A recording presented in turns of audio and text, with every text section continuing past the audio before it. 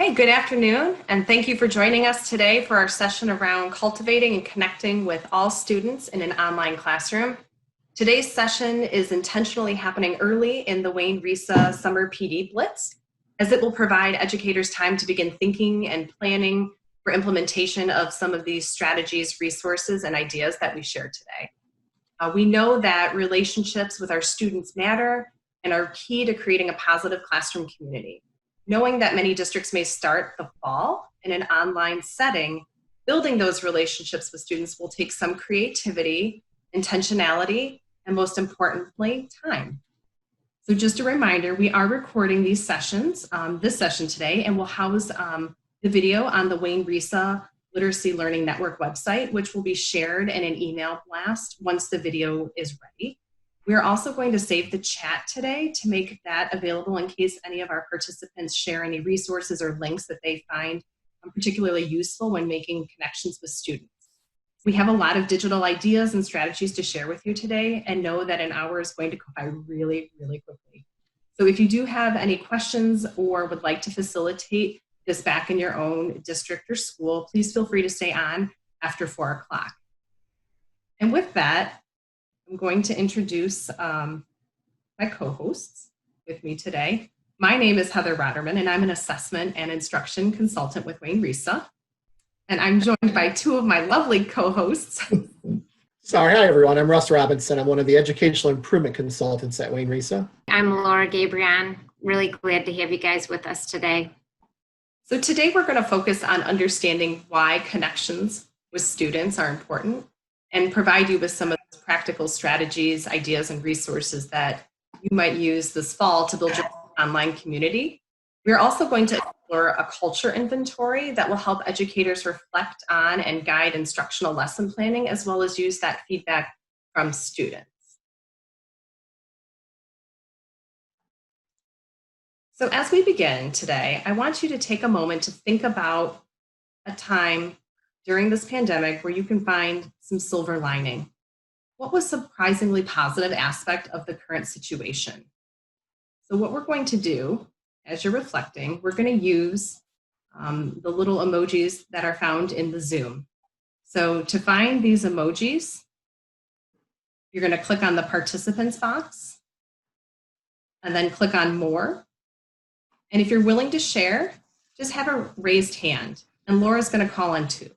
You don't have to share if you don't want to, but I want us to think about what might be some of the silver lining that came out of this pandemic for you personally.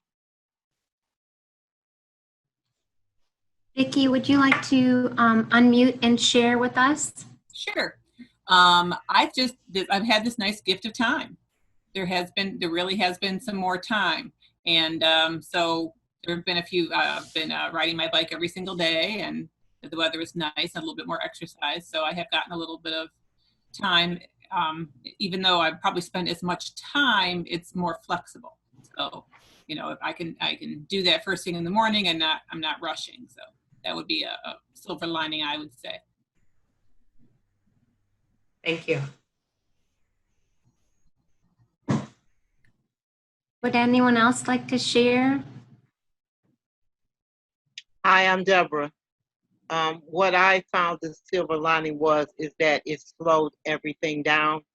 Everybody was all in a rush, and it taught our students. I've always told my students, prepare for a rainy day, and they just thought I was just flapping my mouth.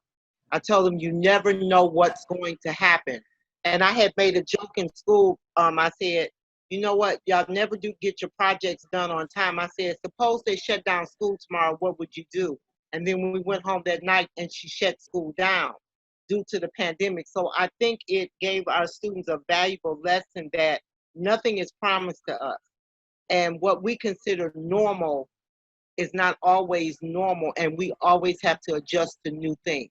And so this new life that we're in is what everybody's starting to say, our new normal is really just the next layers of what we have to do to live and work. So that's the silver lining, I thought. Thank you. I know we have a couple other hands up, but if you could go ahead and put your thoughts into the chat, everyone can see them, and that'll allow Heather to move on. So we're going to dive into the work today. And so I'd like you to take a couple of minutes and reflect back on your experiences this past spring.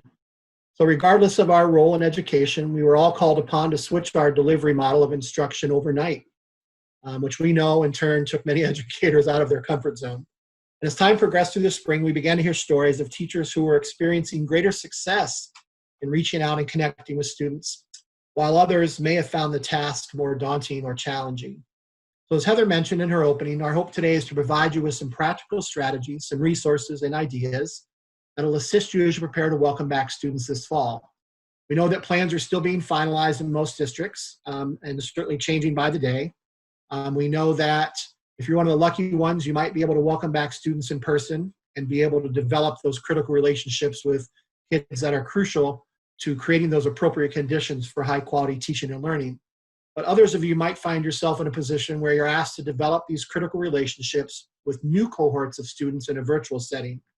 And I was thinking back to my daughter who just finished kindergarten, as we transitioned into the online world in March, she had that relationship with her teacher, and how difficult that would be to develop those relationships, especially with our youngest learners, if we're going to be doing that over a computer screen. So regardless of the delivery model, our goal today is to assist you in being prepared to teach in a digital environment, regardless of when you might be asked to do that. And our work today is going to be anchored in 4 big themes or buckets, which you see on the screen. You'll notice as we go that some of what we talk about crosses over really from one bucket to another, such as creating trust, building respect, establishing a digital community, scaffolding responsibility. Those all work within each other. So what we'd like to do now is have you, one of our participants just mentioned in her, in what she was offering, that people keep talking about getting back to normal. So I ran across these quotes, and it made me start to really reflect and think, what is normal in education, and will we ever really get back, to that place again? And more importantly, should we rush back to doing things the way we've always done them, or might there be specific practices, policies, routines, or even paradigms that might warrant shifts or new ways of thinking or doing? So we'd like you to take a look. We'll give you a second to look at these 4 quotes that are on the screen. One or the other of them might challenge your thinking a bit, and we'd like you to choose one that really resonates with you. And then we're going to do kind of a thinking flurry chat, where we'll ask you to open up the chat room, just list the number first, and then if you'll just respond to that, we'll pick a few and highlight a couple of thoughts on the chat. So we'll give you a minute to read through these and then ask you to start adding some thoughts into the chat based on one of these that resonates with you.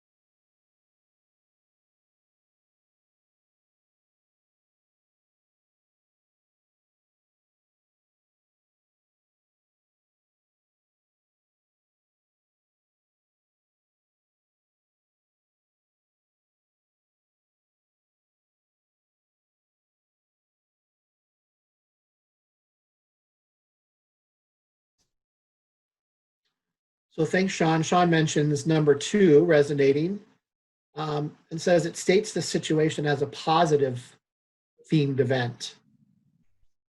Great point. The only way to make change is to see these challenges that we face as opportunities. We're looking at that silver lining.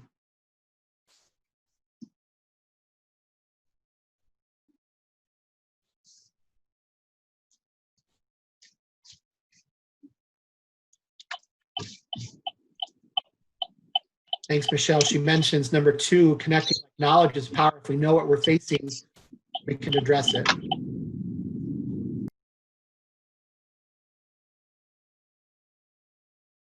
Vicki mentions number 1, with the twin pandemics of COVID and racism, we've displayed for all to see that we were never great.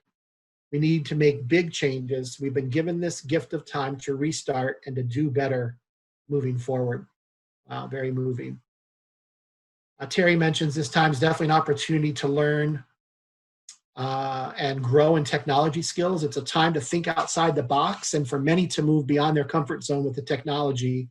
In order to not be overwhelmed with the change, we need to look at it as a positive. And so reflecting on that, number 2 again.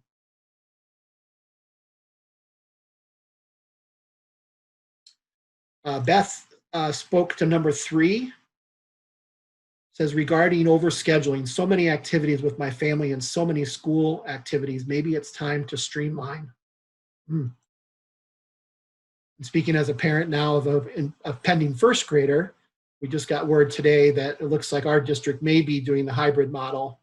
And so over a period of 2 weeks, my daughter will get 5 days of instruction and then 5 days of hopefully instruction at home, right? So we talk about activities and streamlining and prioritizing. You know, we've all figured out how a way to do that. Terry mentions number 4 resonates with her. We must be willing to embrace change. And Mary also said after teaching for 40 years, this has been true throughout her career. Number 4, she's speaking to. You can't keep teaching like before, but also having the same expectations. Wow, very powerful. So thank you for sharing. And we'll come back to this concept of, you know, what do we need to think about going back to, and then what should we maybe think about moving from. So thank you for sharing.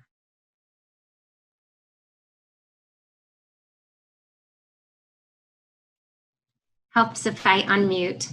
The research is there. You know, we've known that collaboration and learning a social act is important and has been for over 100 years.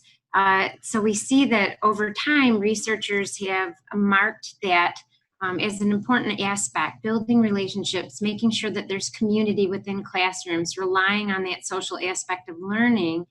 And most recently, well, not most recently, but Hattie, we know, has done a lot of research on looking at the effect size, the overarching impact on student achievement and student learning. And when we think about relationships, he lists that as a 0.52 effect size. 0.4 is his hinge point. So we know that this building, the time that we take to build relationships directly impacts the learning that goes on in our classrooms. So what I want you to think about for a minute is when this has not been the truth. When you've had those experiences in a classroom where you didn't connect, what was the result? And so what I'm going to do right now is let me get this. Oh, I think, did you already throw it in there, Heather? Yep, Heather's thrown the link to our Padlet into the chat. If you've never used a Padlet before, you just have to click on the plus sign and then you're able to type your response. So again, what you're thinking about is a time that you didn't connect, that there wasn't a sense of community in the classroom and how that impacted learning. So when you're ready, just go ahead and add your thoughts.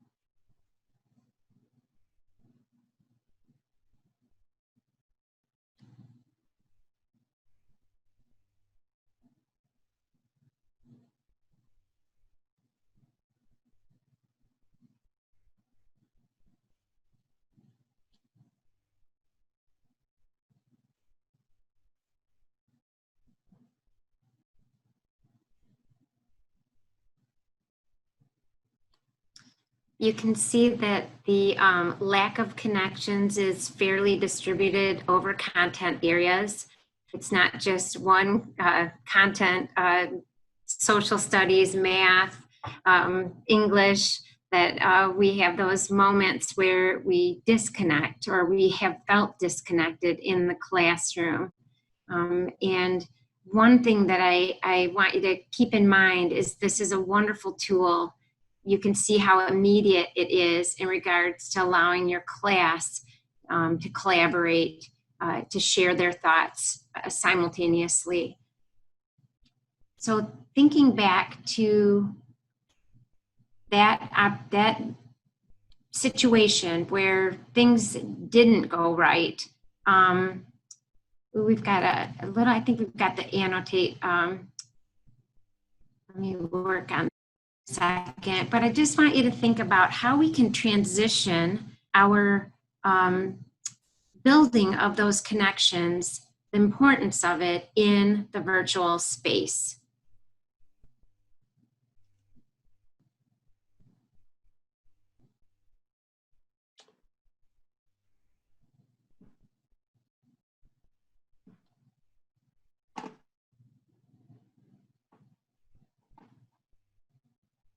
Oops, there we go. Sorry, trying to catch up here. So as we unpacked our own experiences with a teacher we struggled to connect with, we'd like you to think a bit more deeply about the role that trust played in that relationship. So research clearly shows that through the eyes of students, teacher credibility, which if you're looking at our slide here, which involves competence, character, trustworthiness, and perceived caring, have a substantial impact or effect size on student learning outcomes. So once again, when we think about 0.9, that's substantial. So we know from experience that building this culture of trust is a two-way street and might be even more difficult to build and maintain in a virtual setting when you may not have that power of proximity or the one-on-one conversations as you would in a face-to-face situation that help you develop authentic and meaningful relationships. In addition, building community between and among learners is essential to a class where high-quality teaching takes place. Doing this virtually can be done, but it must be intentionally planned, thought out, and carried out in order for it to be successful. I ran across this quote from Stephen Covey, which really resonated with me. He speaks to the power of trust in all relationships. And I think back to my days as a principal when I would often reflect on those relationships with students, with staff, with parents. And, you know, there were many tough situations that arose. There always are in that role as a principal. But, you know, the most successful outcomes were usually attributed to this solid bond of mutual trust that was developed between myself and whoever the other party was. And usually, regardless of whether there was agreement with the outcomes or the decision-making or whatever the situation was, when you had spent the time to really build that mutual trust, you know, people, I think, had a tendency to, you know, it was usually the outcome, as I mentioned, was more successful. So let's look at a few ways that we might build trust in a virtual environment. First of all, utilize daily contact. And I don't think we can state this enough. Communicate, communicate, communicate, right? Find every way possible that you can communicate with students and parents. I'm going to give you an example here. And I love my daughter's teacher last year. She did the absolute best that she could. But if you think about this idea of connecting and building this environment, we received, as parents, we received an update on Monday morning of what was going to happen for the week. And then my daughter had 45 minutes of FaceTime with her teacher, well, they're out of the whole class actually, once a week, and that was it. That was the only connection that they were able to make. There was no other communication that came. And so my daughter, you know, who has a zest for learning, just loves to learn, you know, started to become disenchanted with what was happening because there really just wasn't that connection. So, you know, we give some examples there: phone calls, emails, messages, putting things in your learning management system, announcements, letters, you know, lots of different ways to do it, but just really focus on that communication. And this is hard to do, especially if we're in a virtual or a hybrid setting. So, you know, think about ways to do that. And then as you think about establishing protocols for your classes, and especially as they work together online, think about all those routines and procedures that teachers always do when we're in a face-to-face environment, right? That you would traditionally do when kids come back to school. You spend those first few weeks developing routines and procedures. So in essence, you're doing the same thing here by establishing, defining, and then holding each other accountable. And I say that meaning you holding the students accountable and then them holding you accountable for the way in which your class functions. If you think about that mutual accountability, the two-way, that's the development of trust, right? That's what we're aiming for, is the ability for them to hold you accountable, you to hold them accountable, and then you have a true meaningful relationship. The teachers who have the most success with this will be the ones who are able to develop a level of trust within and throughout their classrooms, so that students also to begin to hold other students accountable for upholding the agreements. So I heard lots of stories in my support of teachers and school leaders this past year in the spring, where there was a lot of crazy stuff going on in some of the virtual settings with kids taking control of things and utilizing chats and changing names, and kids will figure out a way to do that. And so sometimes making sure we have that trust and we have those things developed, can help that. So at the end of the day, developing mutual trust helps reduce bullying, helps kids build their self-worth and self-efficacy, and also helps them make connections amongst themselves. Our students continue to crave the social interactions with their peers. We've heard a lot about that recently in the news with pediatricians and other leading medical personnel saying this is essential to their overall well-being. So establishing this trusting and safe online community where they feel a sense of belonging is essential to helping them meet this need. So if you look at a couple of those other protocols we have, just a few ideas, think about those processes and protocols in the beginning of the year. And it's really important, we'll get into this a little bit later, but having students help develop these. So when do we use the cameras? Do we have a policy where all the cameras are on or all the cameras are off? What about naming, right? Because you have access to be able to change the names. So what's the process for that? What about using mute, use of emojis, hand raising? What are all those details that will help you deliver instruction effectively? Start each class informally. Don't dive right into the content. So you need to get to content eventually, but yeah, so use probing questions about non-content related topics. It helps build community, builds that trust, builds some of the things we're going to talk about today. We're going to show you some examples of some resources you can use if you haven't used them already. Flipgrid is one you'll learn about today. And also another idea, even just in Google, using Google Slides, you can do it in Teams, PowerPoint.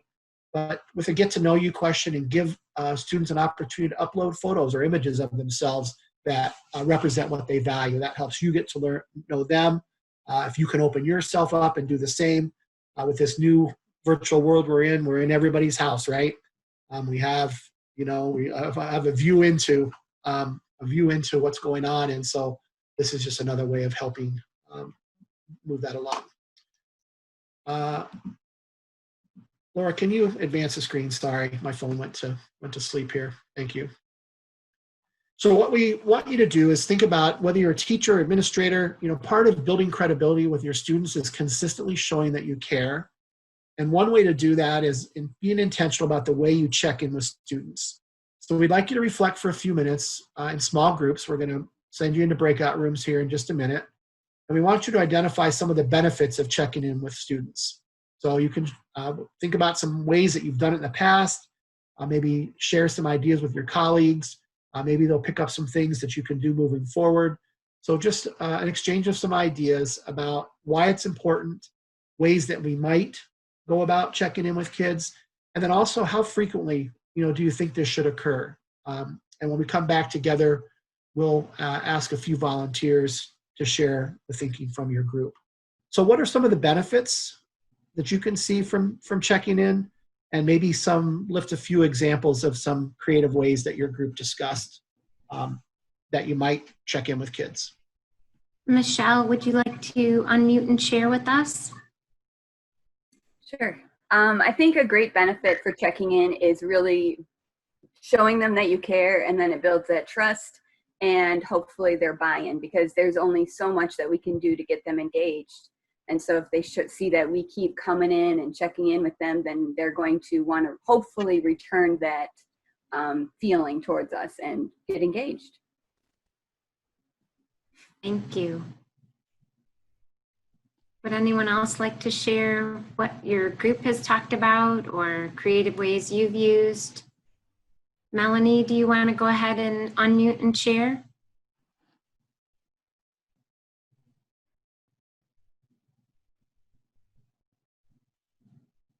Okay, so we had said just the read alouds, as well as the special area teachers like the gym and music teacher getting on board as well and sharing the read alouds, and administrators doing the same. And I think that creates that community. So even though that a child might not have, you know, a special area teacher in there, but they're meeting somebody and they're getting a chance to hear someone else's take on a certain read aloud and pull ideas that way.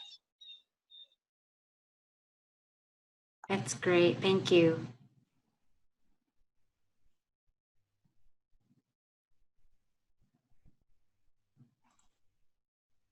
So as we think about checking in and building community with our students, one digital tool that teachers can use to get to know their students, and then they can in turn get to know you as well, would be through the use of an application called Flipgrid. I saw somebody, I think Kathleen put it in the chat, that they do offer a free PD, and it is a really cool tool if you've never used it.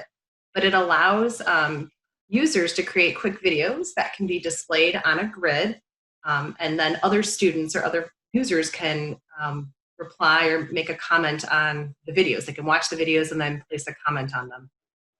Let me show you a quick little snippet. Laura, can you click on the little video and just Celebrate your reading. Students were talking about books they were reading. This book is about Big Nate, and it's by Lincoln Price. And he has a mean sister who got to work, and Nate makes fun of people and likes to draw in his diary a lot. And sometimes his dad yells at him, so does his teachers, but he loves to draw mostly and write books. But sometimes he's really mean and his sister gets angry at him. So that was one way a teacher was using Flipgrid with instructional practices. Students were doing book talks around books that they were reading. But another way could be just an all about me type of video. We also included, and I'm going to pop it in the chat, a link to some ideas for using Flipgrid within the first couple days of school. I'll put that in the chat if you are interested in that. And it's a blog that somebody put out, just different ways. It could be an all about me type of video that students create, and then other students have to comment, or they watch so many and reply. I've seen guess who games or find someone who games in the blog. It's really well done. But it also does do a nice job of helping to build that community within your classroom.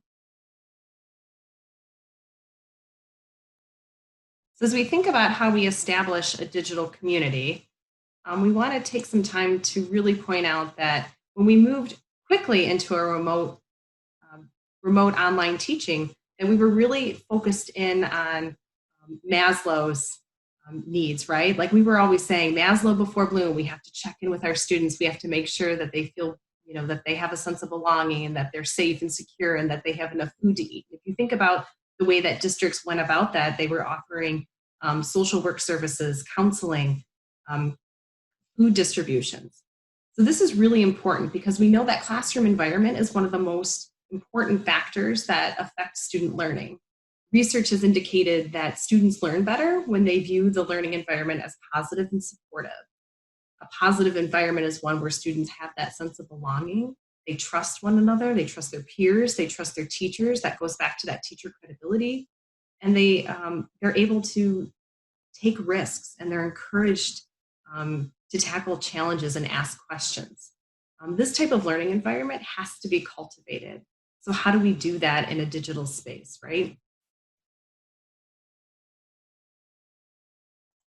One way we can cultivate that sense of community and that sense of trust is through creating norms or learning agreements. This, I will pop the tiny URL into the chat so you have access to this. But this is from the National School Reform Faculty, and it's a setting agreement protocol that you can use at the start of the school year.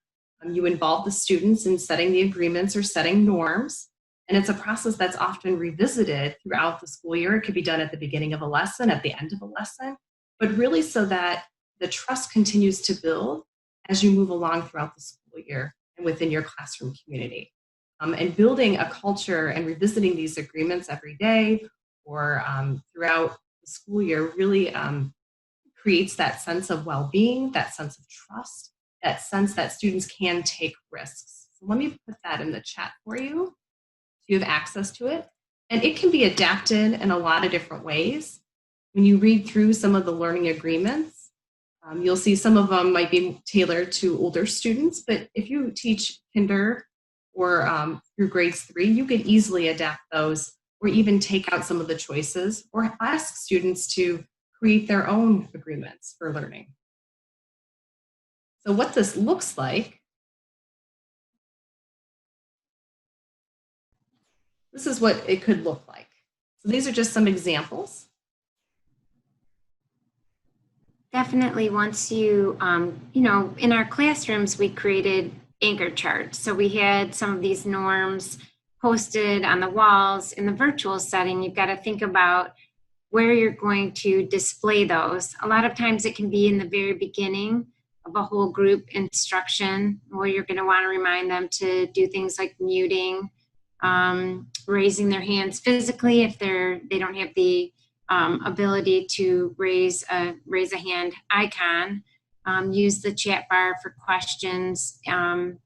But you might need to do something a little bit different for small group instruction where you're going to just have a smaller group with them working together. So something like keeping the camera on during the whole session or staying centered on the content of the lesson to connect with that after the small group setting.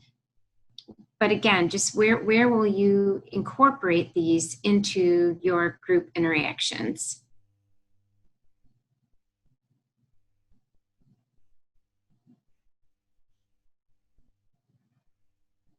One thing about having the full screen in Zoom is that I have so many menus. I apologize.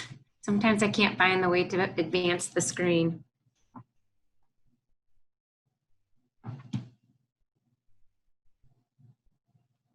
So again, you're thinking about just another piece of this big puzzle. So we've given you these 4 buckets, is building respect in that digital space. And it's something that we really need to consider if we don't have some of those same students that we had in the past. We had the blessing of having the same students as we went into closure, that we had developed these relationships with from the beginning of the school year. But we might enter into a situation where we don't know the students quite as well.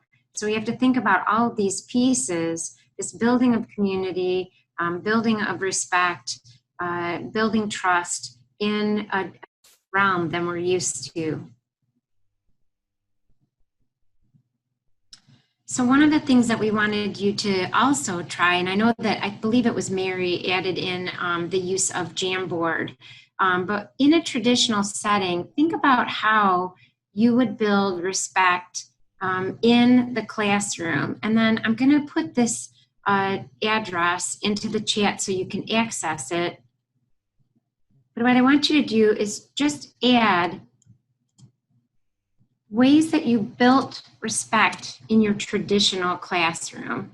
So go ahead when you're ready. You can either add it via sticky note, or if you have incredibly legible writing with these other tools, feel free to use those as well.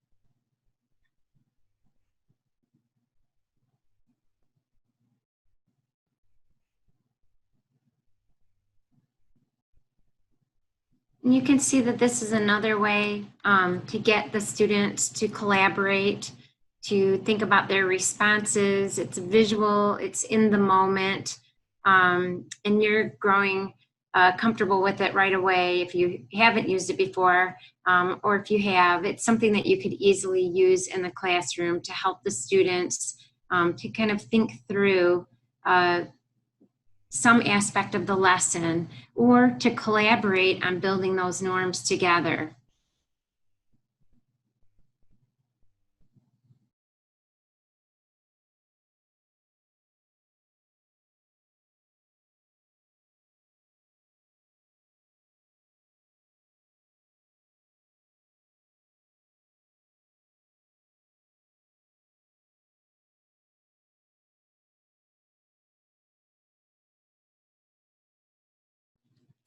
And so when we think about transferring these trust building activities into a virtual classroom, we want to think about immediacy.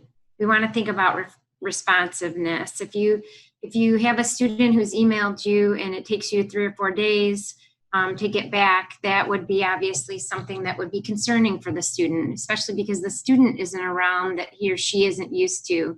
I've had friends, in teaching online, where they'll say something like, "Saturdays are my day. I don't respond to emails on Saturdays," so that students know then that that's a day that everybody's taking a break. You can create routines. You can use talk stems to build that academic discourse. You want to think about ways that are going to build equitable treatment for all of the students so that they all feel comfortable and safe interacting in a very different place for them.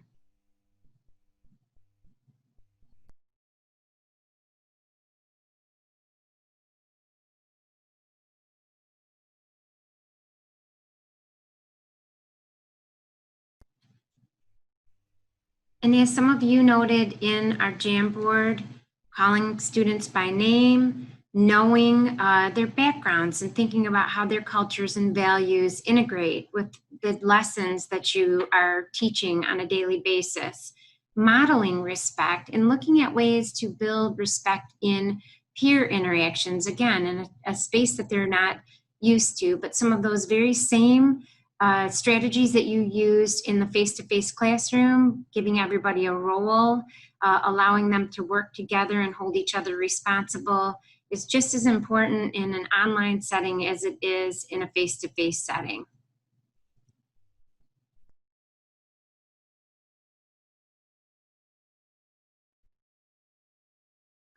So we're going to move into our our final bucket. This one, whoops, going the wrong direction here. There we go.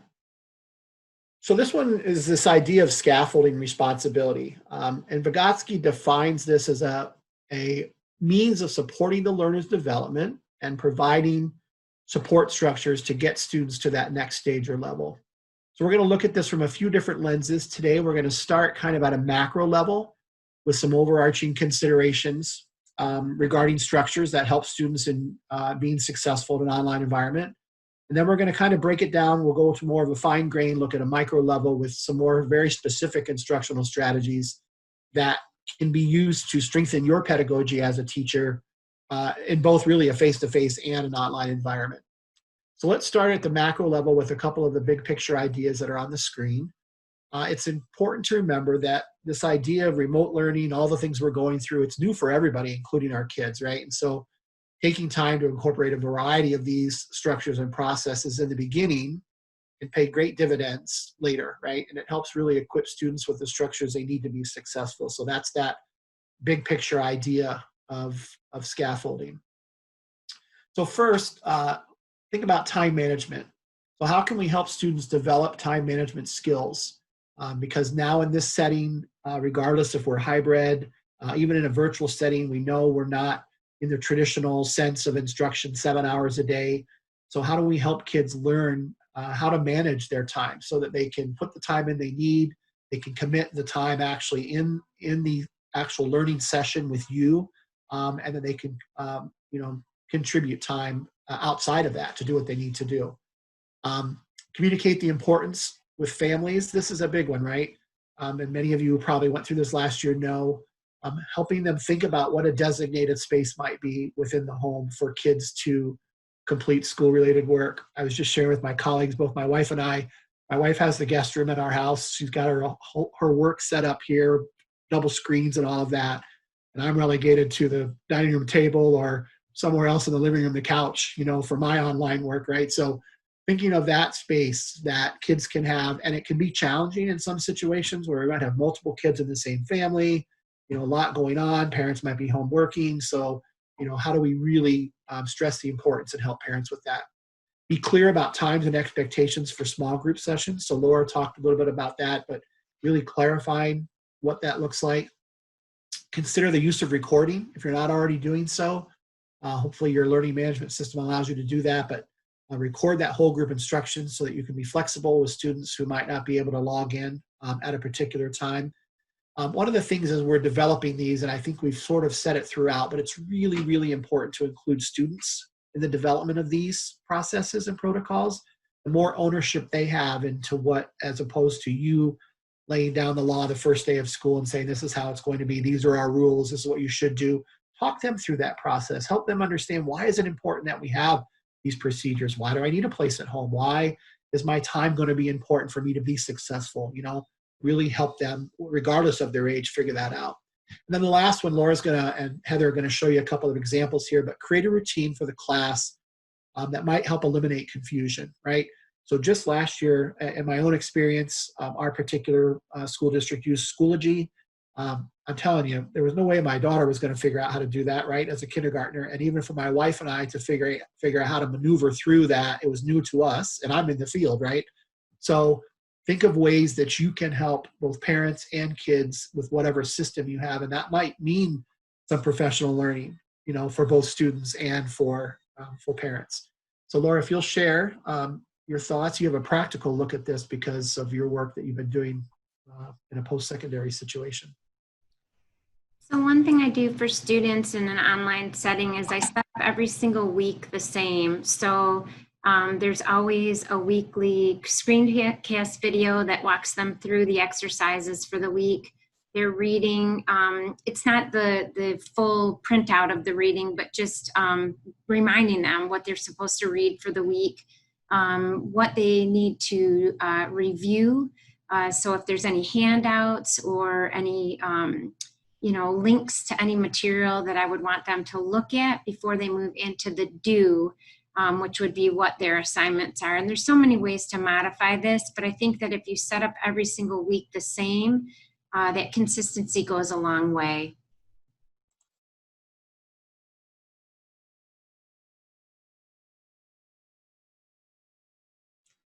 So at my daughter's teacher, my daughter's going to be a third grader this year, but my daughter's teacher would send out Peek at Our Week every Sunday to families, because not only is routine important for our students, it's important for our parents too.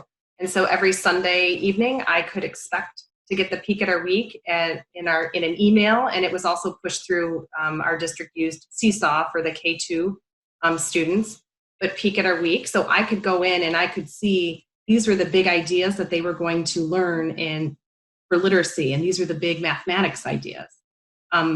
The second snip of the picture shows that there are other opportunities or other things that she would include, like she would include spirit weeks, she would include if you need extra help, she included the counselor's email address if you needed to get a hold of the counselor. But this was every week, even though we moved from traditional to remote learning, we could expect the same format every single week.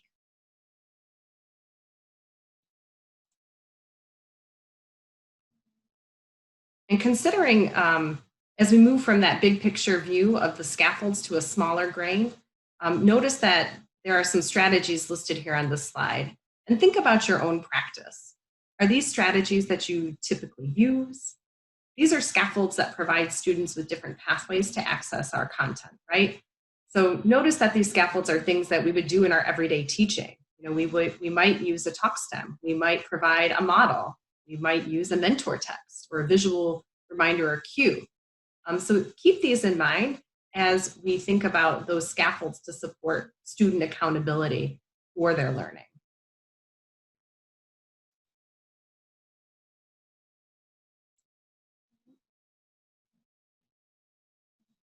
And we talked about before the use of talk stems. Oops, Laura, can you hit me back one slide? Sorry, my phone I think is dying. The previous slide listed having those talk stems, and the talk stems are really helpful no matter the level or the content you're teaching.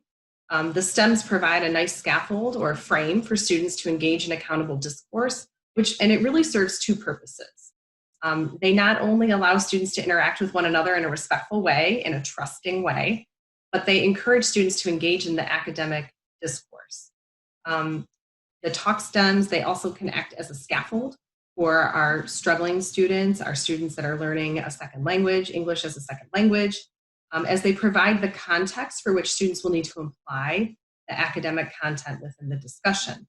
This means that all students are using evidence to support their thinking and using both the Tier 1 and Tier 2 vocabulary in authentic ways.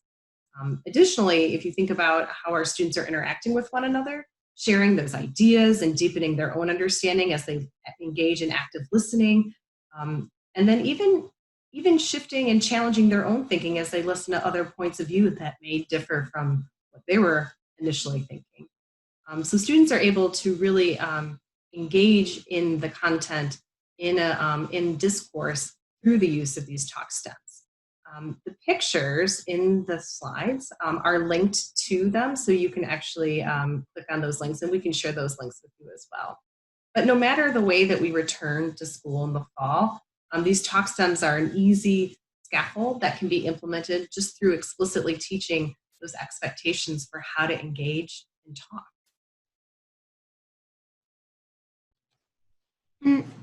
We want you to remember that we've got to celebrate the successes too. So sometimes it's those nonverbal gestures. You just, maybe the kids learn how to just do the jazz hands, or they hold up a piece of paper or a whiteboard. Those are really low-tech ways that you can teach them to celebrate something great that just happened in the classroom setting. It can be, a video that you've created that just walks through some of the cool stuff that's happened over the course of the week, put together some little photos or little snippets of their work, and share that with them. You can play a game. You can have a virtual dance party.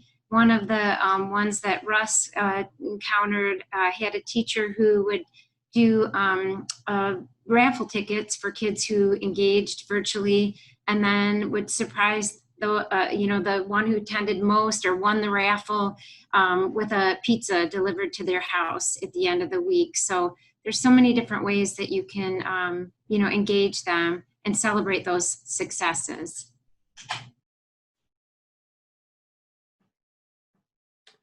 So we are getting close to the end here. We want you to think about reflection for just a minute. So we know how important reflection is as a component, for educators. And we're sure that as you wrapped up last school year, you're certainly engaged in some personal reflection. What went well? What things would you do differently if you could?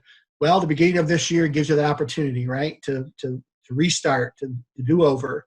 And so we want to provide you with a few questions that we're calling kind of a personal cultural inventory. So we want you to develop a timeline, and hopefully you use these questions on a regular basis throughout the year. Be intentional about asking the questions of yourself and collect and use real data to help provide an answer, right? So sometimes we can tell ourselves whatever story we want, but if you're really using data, we have to be true to what the data says. So what's the culture you have in your digital space? Is it working for you, or might you benefit from making adjustments to improve in some specific areas? If everything's working great, you answer these questions and you say it's good, that's great, keep doing what you're doing. But if you find that your online classroom isn't focused exactly on learning, or maybe in some areas not as well as you'd like, and plan the culture that'll lead to it. If you're in the process of creating your course for this year, or your class that hasn't begun, you'll need to think about what's that culture you want in the class, and then keep this vision in mind as you develop that plan. Kind of use it as your North Star, as it were, for planning. So if our goal is to reach all of our kids, we realize that there are challenges that get in the way, and limitations, right? We know that there are some things that are out of our control. Teachers are really adept at finding creative solutions to some crazy problems, right? So focus on that which you can control, reflect on those successes, and then regroup and refine when things aren't working as you'd like. And so some of those questions, you know, are kids showing up for your sessions? We heard some stories last year of teachers saying, well, this particular student shows up all the time for that teacher, but doesn't show up at all for me, right? Well, why is that? Maybe it's something that we could be doing differently to connect with that student. Are they interacting with the material I provide? Does their work reflect the objectives of the lesson, the unit, the course? So all of the touchy-feely things are great, but we really still do need to think about the content that's being delivered and whether students are, you know, are learning and progressing with the standards that they need to. Are they communicating with you regularly? So do you have that connection? And then this is an important one. Do you solicit additional student feedback on a regular basis in order to see the learning experience through kids' eyes? So you have to be creative on how to do that, but kids will really be honest and they'll tell you the truth if you ask and you give them an opportunity. So I think that's a really important part of that data collection piece.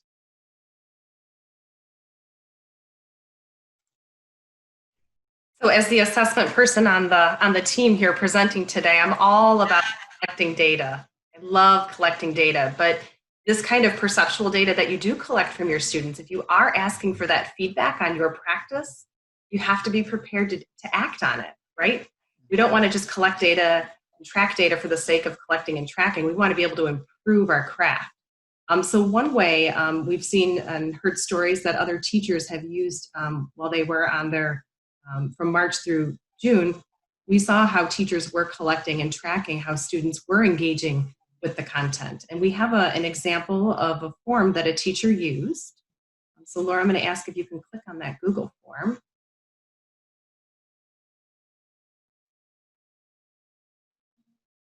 Is it working?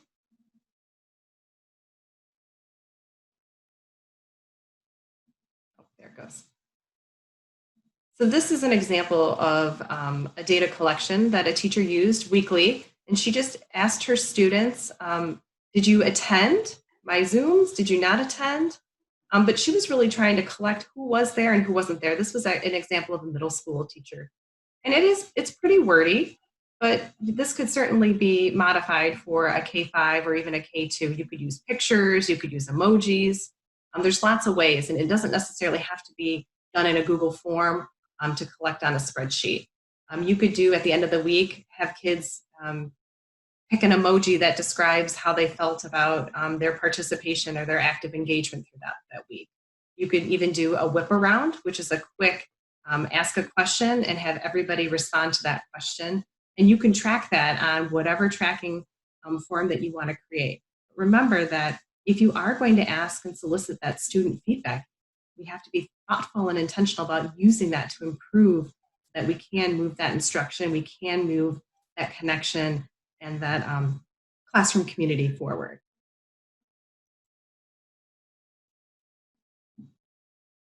So before we go today, we have one last activity for you. We're going to pop you into a breakout room one last time. We want you to think about and discuss about one idea, one strategy, or one tool that you're really excited to try for this fall that you gained from our session today. We're going to give you about 2 minutes. We're going to put you in a small group. And then when we come back, we'll do a quick share out. And then we'll allow you to engage in the feedback form.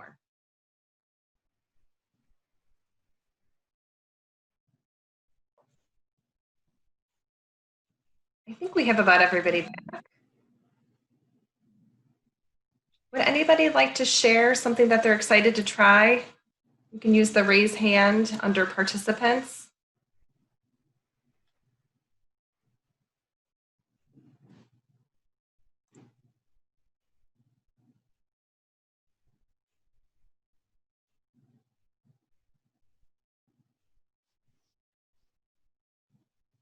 Elizabeth, do you want to go ahead and unmute and share one of the strategies you plan to try to use? Yeah, I appreciate you guys using the platforms that you showed. So like the Padlet and the Jamboards, and then showing an example of the Flipgrid, because I feel a lot more comfortable with trying them out. So thank you. Great, thank you. Hey, that's exciting. And Erica, would you like to share with the group? Yes. Yes. Erica Dean, Detroit Public Schools Community District. I like the peak of the week. That was me in the chat box. Like I told my colleague when we were in the breakout room, I had a formal, it was like an informal email, if you will, but I like the structure of the peak of the week. It just makes everything just a little more classy, if you will. So, well, I said classy. Okay, that's pure teacher. Okay, yeah.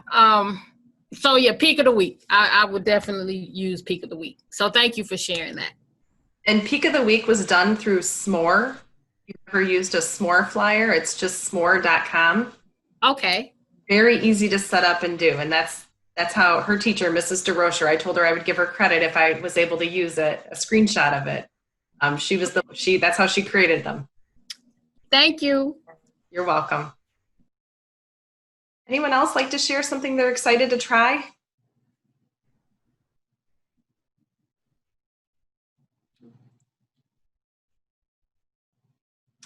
Dina, do you want to go ahead and share with us? Sure. I like the same as what she said. I like that you showed the platforms, and I'm excited to try the Jamboard. And thanks to Michelle, it's in your Google Waffle. I didn't know how easy that was. So thank you. Thank you for today too. All good. Thank you, Dina. So sorry, Laura. Go ahead. I also included links in the chat to the talk stems and the expectations for discourse. I did provide those in there. And we'll send out that chat with all those resources because other folks had put in some really cool things that I think we need to share out as a group. We really appreciate that a lot of you stayed on an additional 15 minutes, and we're happy to stay on longer for any questions that any of you might have in regards to tools or help, whatever it is. But we've got a very short survey. If you can, we've got a tiny URL and a QR code. If you could just take it, it will take you less than 5 minutes to complete. But we'd love your feedback. It helps us to think about what you're going to need during the school year and how we can further plan to meet those needs. And again, thank you so much for your flexibility with us and staying a little bit longer today. We really appreciate it. We were so excited to share all this stuff. We couldn't cut any of our slides. And feel free, you have, I think on the second slide of the presentation, you have our email addresses. So feel free to reach out to any of us. If you have any questions, if you're, just want to toss some ideas around, we're here to help you with that.